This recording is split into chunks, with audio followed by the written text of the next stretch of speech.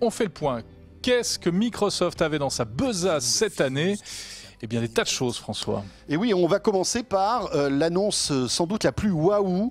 Microsoft, après donc 40 ans, pour fêter ses 40 ans, puisque rappelons, Microsoft a été créé en 75, sort son premier PC portable. Attention, là on ne parle pas de Surface Pro 4, mais d'un vrai PC portable, Jérôme, qui va véritablement être peut-être le nouvel étalon dans ce domaine.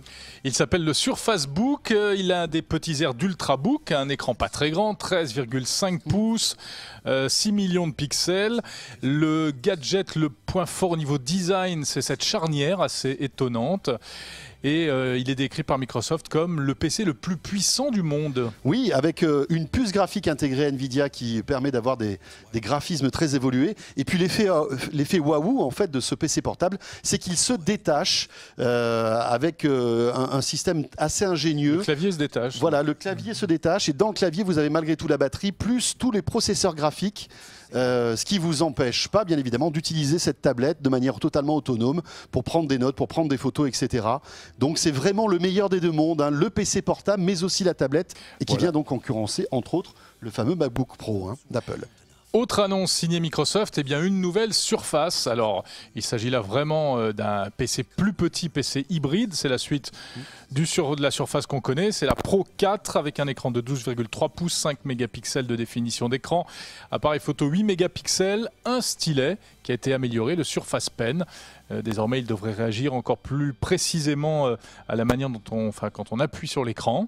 On a 30% de puissance supplémentaire par rapport à la précédente Surface Pro 3 et surtout, ça c'est quand même assez appréciable, on pourra avoir des configurations jusqu'à 1 Tera de stockage en SSD. Autant vous dire que là c'est véritablement la machine ultime, 1 Tera de SSD, c'est énorme.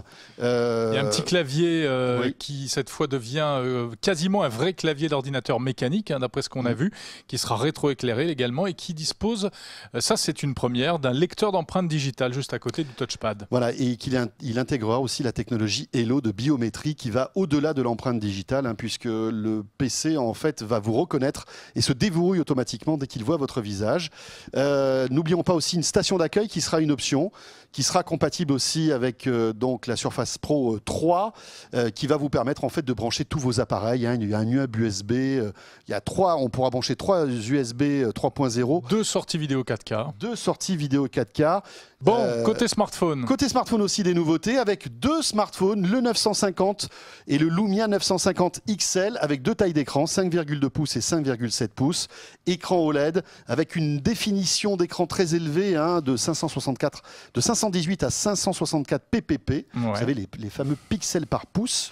Alors Microsoft a... Point par pouce, exactement. A insisté sur la puissance et corollaire de la puissance, c'est la chaleur. Eh bien, il y aurait un système de refroidissement d'un nouveau genre, particulièrement efficace, paraît-il.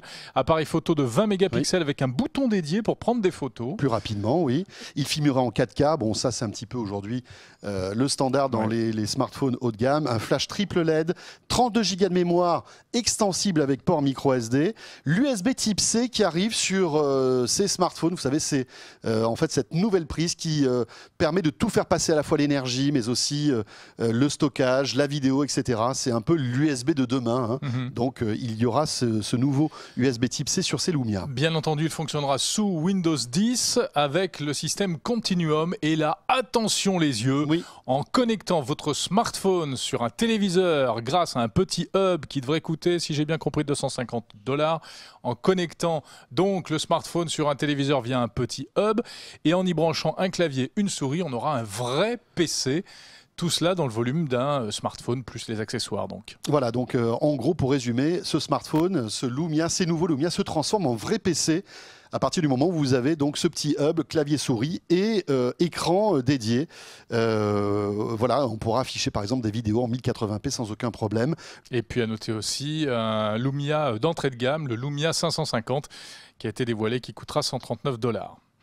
Autre nouveauté annoncée, c'est la mise à jour du fameux bracelet Microsoft qui n'était pas sorti dans nos contrées, mais qui pourrait arriver, donc le Band 2, un bracelet avec un écran tactile incurvé. Alors il est bardé de nouveautés, et de fonctionnalités. Capteur cardiaque, capteur d'oxygène. Commande vocale, ça avec c'est bien. Cortana, bien sûr. On pourra par exemple répondre à un SMS par la voix, directement sur le bracelet. Il a également un GPS, un capteur d'UV. Il calcule les calories consommées et il affiche les notifications en provenance du smartphone.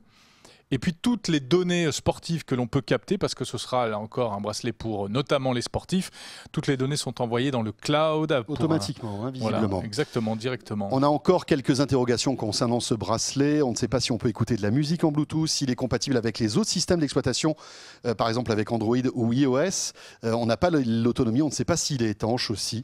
Son prix, 249 $. Il sortira le 30 octobre. Là encore, le 30 octobre, mais où? Aux États-Unis? Un peu partout dans le monde, on ne sait pas. Tout ça mérite encore quelques précisions. Allez, on termine avec des annonces qui, du coup, étaient les premières chronologiquement, mais qui nous semblent un petit peu moins importantes au regard de tout ce qu'on a eu par ailleurs. C'est HoloLens, vous savez, ces lunettes de réalité augmentée. On a vu une démo absolument spectaculaire en matière de gaming. Imaginez demain pouvoir jouer véritablement dans votre salon à des jeux vidéo avec des personnages surréalistes qui sortent des murs. Exactement. Des armes incroyables en 3D. C'est assez impressionnant. Tout ça sans fil, bien sûr. C'est ça la grosse force d'HoloLens. Vous n'êtes pas obligé d'avoir des câbles qui partent un peu partout vers un PC ou vers une tablette. Là, tout ça marche sans fil.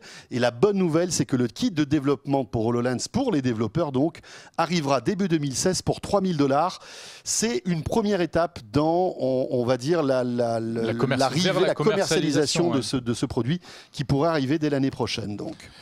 Et puis, bon, bah voilà, cerise sur le gâteau, une nouvelle Xbox. Dans le prix baisse, ouais. Qui sera disponible avec une capacité de stockage d'1 Teraoctet et elle sera disponible à 350 $. Voilà, on voit que la Xbox One essaie de toucher un maximum de gens en baissant son prix, tout comme le fait Sony avec sa PlayStation 4, puisque Sony a annoncé aussi une baisse de prix.